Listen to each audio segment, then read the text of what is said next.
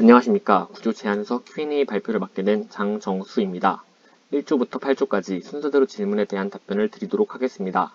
먼저 회로도 부분에서 스위치 연결 전 5kΩ 저항이 한쪽에는 파형, 그리고 다른 한쪽에는 그라운드 연결되어 있는데 저항이 연결되어 있는 이유에 대해 질문해 주셨습니다. 말씀하신 저항은 스위치 입력 단자마다 있는 저항으로 사진으로는 발진기의 저항8과 저항9입니다. 저항8은 증폭기 입력 전에 파형을 측정하기 위해 삽입한 저항으로 결선 시 모두 제거할 예정이며 저항9는 그라운드에 저항을 넣지 않으면 출력이 모두 그라운드에 전해져 스위치 출력 단자에서 출력이 나오지 않아 삽입하게 된 것입니다. 다음은 주파수 조정을 위한 10kΩ의 가변 저항을 5kΩ 이하의 부분에서 사용하지 않은 이유에 대한 질문이었습니다. 발진기에서 각 소자의 값을 정할 때 주파수를 500Hz 기준으로 잡았습니다. 커패시터 용량을 0.1마이크로페라스로 하고 ln1-b분의 1+b를 2에 근사하도록 하여 얼1은 7kΩ, 얼2는 2kΩ로 잡고 가변 저항을 최소 5kΩ로 상정했습니다. 실제 자연로그의 근사값이 이와 약간의 차이가 있어 가변 저항 5kΩ에서 주파수는 약 460Hz가 나왔습니다. 5kΩ 이하의 저항으로 나타나는 주파수 대역에서 각각의 파형이 왜곡되기 시작하였고 왜곡되는 지점이 서로 달라 예정대로 가변 저항의 최소값을 5kΩ로 하여 주파수를 측정하였습니다. 다음은 결선상에서 나오는 파형의 불안정 말고 OP앰프와 커패시터가 가지고 있는 한계에 의한 불안정의 해결 방안에 대한 것입니다.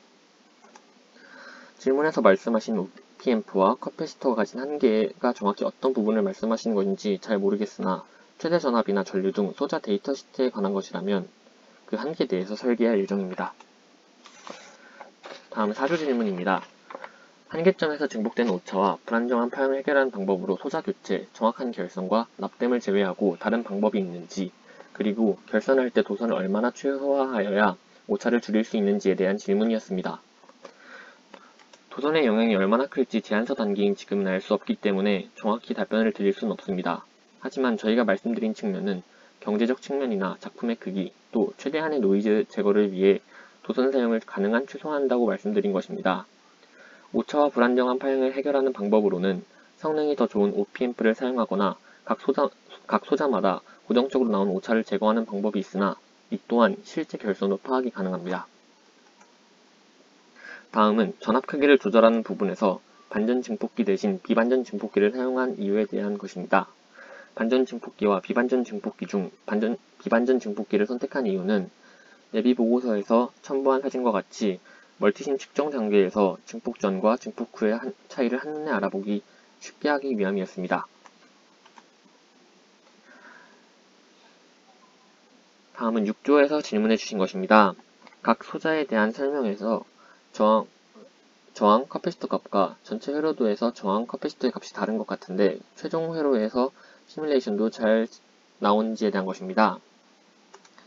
소자 설명에서 첨부한 사진의 회로는 저희가 발진기, 적분기, 비교기 등 각 부분을 설계하면서 각각이 제대로 동작하는지 또 각 소자의 값의 변화에 따라 파형이 어떻게 변하는지 눈으로 확인하기 위해 초기에 설계한 회로입니다. 최종 회로도에 각 소자의 값은 기준으로 잡은 주파수와 출력 전압에 맞추어 계산한 값을 넣은 것입니다. 최종 회로도의 시뮬레이션은 다음과 같이 정량적 측정 값 안에서 제대로 동작하고 있습니다. 구형파, 삼각파, 정연파, 펄스파 각각의 출력 모습입니다. 다음은 7조의 질문입니다. 550W 타이머를 처음에 사용하려 했는데 550W 타이머를 이용한 회로는 어느 정도까지 만들어 보다가 릴락세이션 오실레이터로 전환하였는지 또 회로의 복잡한 외에 어떤 어려움이 있어서 사용하지 않게 되었는지 궁금합니다. 라고 질문해 주셨습니다. 550W 타이머를 이용한 회로도를 전체로 완성해 시뮬레이션까지 해보았습니다. 첨부한 사진은 그 자료가 존재하지 않아 발진기 제작까지를 첨부했습니다. 좌측의 550W 타이머를 이용한 발진기와 우측의 릴락세이션 오실레이터를 비교했을 때 한눈에 보아도 릴락세이션 오실레이터의 회로가 소자의 양도 적고 결선이 간단함을 알 수 있습니다.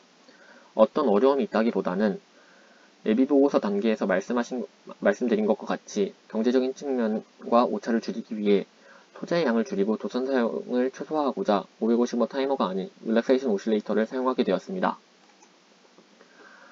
다음 질문은 설계한 함수 발생기의 주파수 가변 범위가 약 218Hz 정도인데 주파수 가변 범위를 더 넓게 하실 넓게 할 방법에 대한 것이었습니다.